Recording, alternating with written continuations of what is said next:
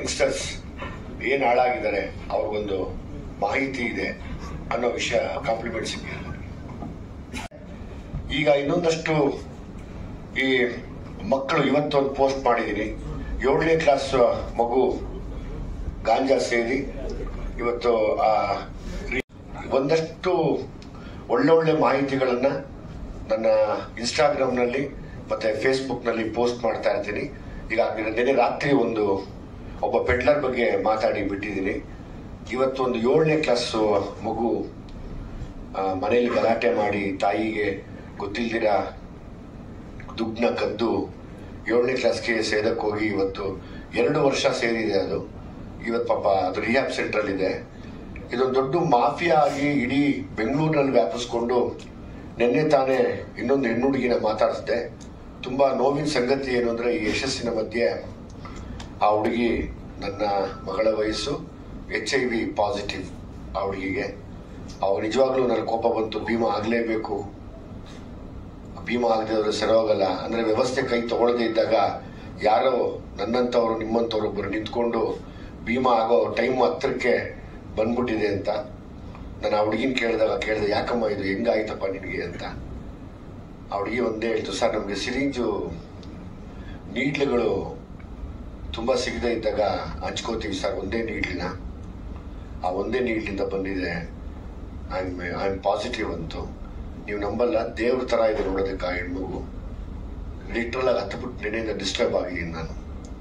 ಇದು ನೋಡಿದಾಗ ತುಂಬಾ ಕೋಪ ಬರುತ್ತೆ. ಸೊ ಹಂಗಾಗಿ ಇದರಿಂದ ಯಾರ್ಯಾರಿದ್ದಾರೆ, ಎಲ್ಲೆಲ್ಲಿದ್ದಾರೆ, ಏನ್ ಮಾಡ್ತಾ ಇದ್ದಾರೆ, ಅವರೆಲ್ಲರ ಮಾಹಿತಿ ನನಗಿದೆ. ಮತ್ತೊಮ್ಮೆ ನಾನು ನಿಮ್ಮ ಕೈ ಜೋಡಿಸಿ ಕೇಳ್ಕೊತೀನಿ, ನೀವೆಲ್ಲ ಸಾಥ್ ಕೊಡದೆ ಹೋದ್ರೆ ಸಿನಿಮಾ ಆಯ್ತು, ಸಿನಿಮಾ ಹಿಟ್ ಆಯ್ತು, ದುಡ್ಡು ಬರುತ್ತೆ, ಬಟ್ ನೆಮ್ಮದಿ ಬರಲ್ಲ. ಯಾಕಂದ್ರೆ ನಾವೆಲ್ಲ ಹೋರಾಡದೇ ಇದ್ರೆ ನೆಮ್ಮದಿ ಬರಲ್ಲ. ಯಾರ್ಯಾರು ದೊಡ್ಡ ದೊಡ್ಡ ಮಹಾಶಯರಿದ್ರೊಳಗಡೆ ಇನ್ವಾಲ್ವ್ ಆಗಿದ್ದಾರೆ, ಯಾರು ಏನಕ್ಕೆ ಮಾಡಿಸ್ತಾ ಇದ್ದಾರೆ. ಈ ಟೈಡಲ್ ಅನ್ನೋ ಒಂದು ಮಾತ್ರೆ ಇವತ್ತು ಬೆಂಗಳೂರಿಗೆ ಎಲ್ಲೆಲ್ಲಿಂದ ಬರ್ತಾ ಇದೆ, ನೀವು ನಂಬೋದಿಲ್ಲ. ಮೊನ್ನೆ ಮಲ್ಲೇಶ್ವರಮಲ್ಲಿ ಒಂದು ಆರ್ಟಿಕಲ್ ಓದಿದೆ, KC ಜನರಲ್ ಹಾಸ್ಪಿಟಲ್ ಅಲ್ಲಿ ಸ್ಟೂಡೆಂಟ್ಸ್ಗೆ HIV ಆಗಿರೋದು. ನಾಳೆ ದಿವಸ ನಮ್ಮ ಮಕ್ಕಳು, ನಿಮ್ಮ ಮಕ್ಕಳು, ಯಾರ ಮಕ್ಕಳಿಗೆ ಬೇಕಾದ್ರೂ HIV ಪಾಸಿಟಿವ್ ಆಗ್ಬೋದು. ಯಾರು ಎಲ್ಲಿ ಈ ವ್ಯಸನಕ್ಕೆ ತುತ್ತಾಗ್ತಾ ಇದಾರೆ ಅಂತ ಗೊತ್ತಿಲ್ಲ. ಒಂದು ದಿನ ಹಿಂಗೆ ಗಾಂಜಾ ಗಿಡವಾಗಿ ಬೆಳೆದಿದ್ದು ಇವತ್ತು ಎಮ್ಮರವಾಗಿ ನಿಂತ್ಬಿಟ್ಟಿದೆ. ಅದನ್ನ ನಾಶ ಮಾಡಕ್ ಆಗ್ತಿಲ್ಲ, ನನಗೆ ಗೊತ್ತು. ಯಾಕೆ ಆಗ್ತಿಲ್ಲ ಅನ್ನೋದು ನನಗೆ ಗೊತ್ತು. ಇದಕ್ಕೆ ಥ್ರೆಟ್ಗಳು ಬರ್ತಾವೆ, ನನಗೆ 100% ಬರುತ್ತೆ ಥ್ರೆಟ್. ಆಲ್ಮೋಸ್ಟ್ ಎಲ್ಲ ಹೇಳ್ತಾ ಇದ್ದಾರೆ ಒಬ್ಬೊಬ್ಬರೇ ಓಡಾಡಬೇಡಿ ಅಂತ ಹೇಳಿದ್ದಾರೆ. ನಾನು ಆಲ್ಮೋಸ್ಟ್ ಒಬ್ಬೊಬ್ಬರೇ ಓಡಾಡೋದೇ ಜಾಸ್ತಿ ಯಾವಾಗ್ಲೂ. ಆದ್ರೆ ಈ ಟೈಡಲ್ ಅನ್ನೋ ಒಂದು ಮಾತ್ರೆ ಎಲ್ಲ ಮಕ್ಕಳಿಗೂ HIV ತರ್ತಾ ಇದೆ. ನೀವು ನಂಬೋದಿಲ್ಲ, ನಾನು ನಿನ್ನೆಯಿಂದ ಆ ವಿಡಿಯೋ ಕೂಡ ಹಾಕ್ತೀನಿ. ಇವತ್ತು ಹಾಕ್ಬೇಕಾಗಿತ್ತು, ಬೇಡ ಅದನ್ನು ತುಂಬಾ ಹೇಳಿ ಡಿಸ್ಟರ್ಬ್ ಮಾಡೋದು ಬೇಡ ಅಂತ ಸುಮ್ಮನೆ ಅದೇ. ಬಟ್ ಅದು ತಡೆಯಕ್ಕೆ ಆಗ್ತಾ ಇಲ್ಲ.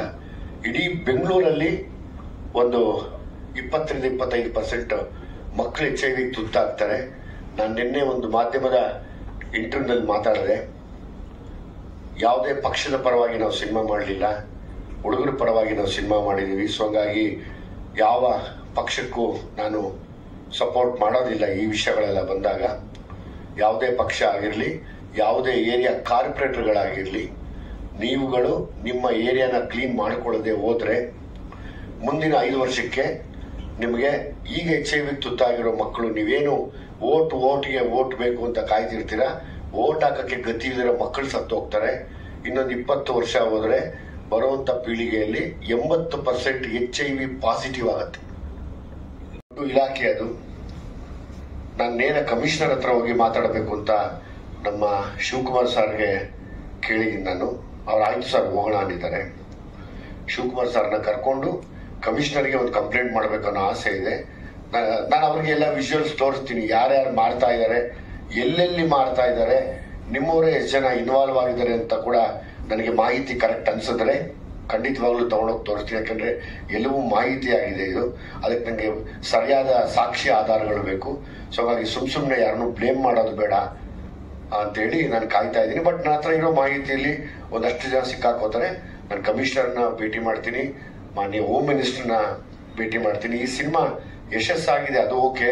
ಬಟ್ ನನಗೆ ಎಲ್ಲ ಮಕ್ಕಳು, ಎಲ್ಲ ಕಾಲೇಜ್ ಮಕ್ಕಳು, ಈಗ ನಮ್ಮ ಶಿವಕುಮಾರ್ ಸರ್ ಹೇಳ್ತಾ ಇದ್ರು, ನಾನು ಲಾ ಓದೋ ಸ್ಟೂಡೆಂಟ್ಸ್ಗೆ ಮಿನಿಮಮ್ ಒಂದು 100 ಜನ ಸ್ಟೂಡೆಂಟ್ಸ್ಗೆ ತೋರಿಸ್ತೀನಿ ಸರ್ ಇದನ್ನ, ನಾನು ರೆಡಿ ಇದ್ದೀನಿ ಅಂತ ಅವ್ರ ಮುಂದೆ ನಿಂತು ಅವರು 100 ಜನ ಲಾ ಓದೋ ಸ್ಟೂಡೆಂಟ್ಸ್ಗೆ ಸಿನಿಮಾ ತೋರಿಸ್ತಾ ಇದ್ದಾರೆ.